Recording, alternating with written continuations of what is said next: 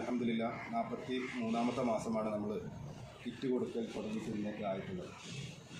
ഈ നീണ്ട സമയം അത്രയും ഇതിനു വേണ്ടി സഹകരിച്ചവർ, സാമ്പത്തികമായിട്ടും അതുപോലെ തന്നെ ശാരീരികമായിട്ടൊക്കെ നമ്മളെ പ്രിയപ്പെട്ട സഹപ്രവർത്തകർ, അതുപോലെ തന്നെ ജലാലിയ മജ്ലിസിനെ ഇഷ്ടപ്പെടുന്ന ധാരാളം സഹോദരിമാരൊക്കെ അല്ലാഹു തആല നമ്മൾക്കൊക്കെ ഇതിൻ്റെ കാരണം കൊണ്ട് ദുനിയാവിലും മൗത്തിൻ്റെ നേരത്തും ആഖിറത്തിലും വലിയ വിജയം നൽകി അനുഗ്രഹിക്കട്ടെ.